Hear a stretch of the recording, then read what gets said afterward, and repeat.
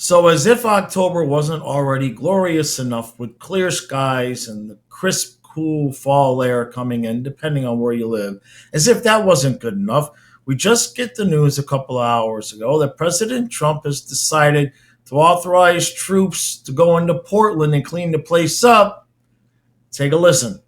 On another matter, despite the Democrat shutdown, President Trump's efforts to make America safe again continue. President Trump believes that American cities should be the safest places on earth, and he is committed to making this a reality. We've already seen that President Trump successfully made D.C. safe again in only a few weeks. That same crime crackdown will continue to happen in cities across the country and is happening in Portland, Oregon. President Trump will end the radical left's reign of terror in Portland once and for all. The president has directed Secretary Hegseth to provide all necessary troops to protect war-ravaged Portland and any ICE facilities under siege from attack by Antifa and other left-wing domestic terrorists. What's been allowed to happen in Portland, and we saw disturbing video footage of this last night, this is not peaceful protesting, this is left-wing anarchy that has been destroying this great American city for years, leaving police officers battered, citizens terrorized, and business properties damaged. Since early June alone, Antifa terrorists have laid siege to the ICE field office in South Portland. These radical left-wing lunatics have violently breached the ICE facility by using a stop sign as a battering ram, hurled explosives and other projectiles at law enforcement, repeatedly assault and dox officers, berate their law-abiding neighbors, and have even rolled out a guillotine in front of the ICE facility. And more people should be reporting on that. President Trump has sent federal law enforcement to protect federal assets and arrest those fueling this violence.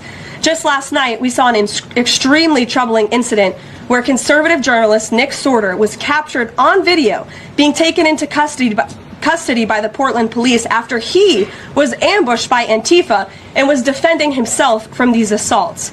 But instead of arresting these violent mob members night after night after night, who are ravaging this community, the police arrested a journalist who was there trying to document the chaos, and everyone in this room should be extremely concerned about that. The Department of Justice spoke with that journalist this morning, and they will be launching a full investigation into his arrest. This incident is part of a troubling trend in Portland where left-wing mobs believe they get to decide who can visit and live in their city. It is not their city. It is the American people's city, and President Trump is going to restore that. I just spoke with the president about this, and he has directed his team here at the White House to begin reviewing aid that can potentially be cut in Portland. We will not fund states that allow anarchy. There will also be an additional surge of federal resources to Portland immediately, including enhanced CBP and ICE resources. Law and order will prevail, and President Trump will make sure of it. All right, so like she said, this whole thing was triggered, or the last thing that triggered this was the arrest of Nick Sortor last night, which, as an aside, I got to give that guy kudos, props, whatever you want to call it.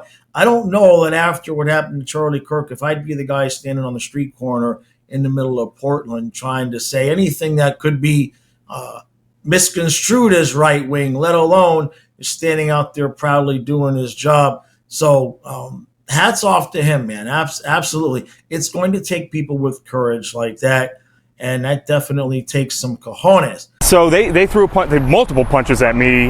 They broke my camera by hitting that. So I was on the ground at that point. I tried to swing. I missed. I saw the opportunity to get up and get away. And that's when I went over to the police officers, which I thought, maybe they'd help me. But no, instead they threw me in handcuffs. This is going to backfire on them tremendously. It already is, okay? People knew that something out here stunk and that it was corrupt and that the police they take the side of the violent criminals that are here every single day, assaulting ICE officers, assaulting journalists. And then a reporter comes and, tries to embed deep within the chaos that's going in out here, and he's the one that gets arrested?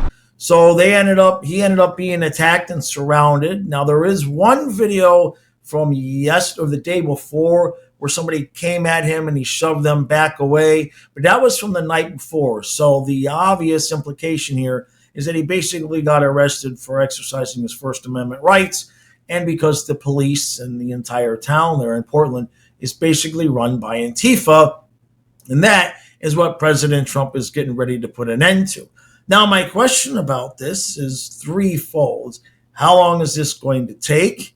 How much pushback is Portland going to give President Trump? And then how is this situation going to relay to the next situations down the road?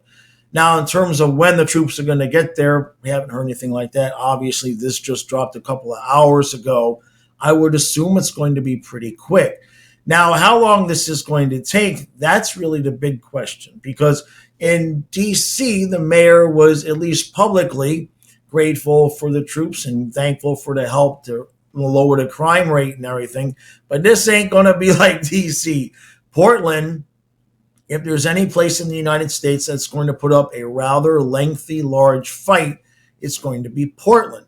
Now, in the end game, President Trump does have the authorization to do this, but I just wonder if Portland is going to try the courts to get him to not be able to put the troops, or if they're going to go the route of violence.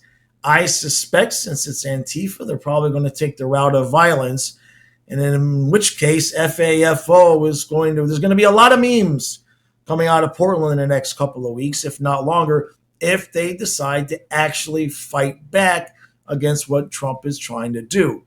Now, American people overwhelmingly have been sick and tired of this whole mess with with groups like Antifa taking over places, not allowing for the rule of law. And then you end up in these situations where, like in Portland's example, the police chief was appointed by the previous left-wing administration, and he's supposedly, quote, the permanent police chief.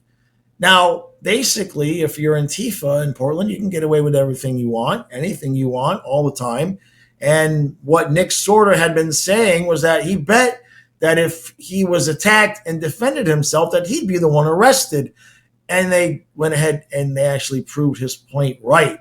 Now, looking further on down the road, I do kind of wonder just how much of a preview Portland is going to be for New York. You know that there's a possibility that they might end up with a socialist mayor here pretty soon.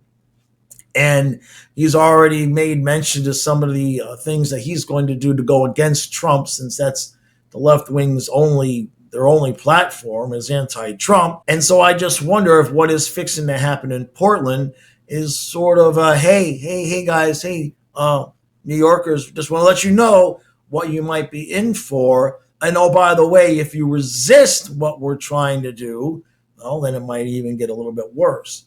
Now, I don't really know how high on the list of priorities New York is right now. Portland seems to me like that's going to be the model. DC was a little bit easier. Like I said, the mayor was cooperative. You didn't see the police and the government really actively going against what Trump was doing. I suspect we might see that in Portland. Whatever niceties you saw out of DC, I don't think you're going to see that at all. And it could get rough. And that's the last thing here. I like this move. I love the move. I think most sane, rational people are sick and tired of even watching the possibility on TV that there's riots and these gangs of idiots have just taken over areas. I think we're all pretty well sick of it. That said, Trump, not that you need my advice, but I think as a collective, we need to make sure that he understands that if you're going to do this, all right? Don't get the ball rolling and then back off and leave everybody, with their stuff hanging in the wind, thinking, hey, the way she worded it is we're going to end the left wing reign of terror in Portland once and for all. I'm not saying it's a promise, but it kind of sounds like a promise. And all I would say is, Trump, if you're going to do it, brother, do it.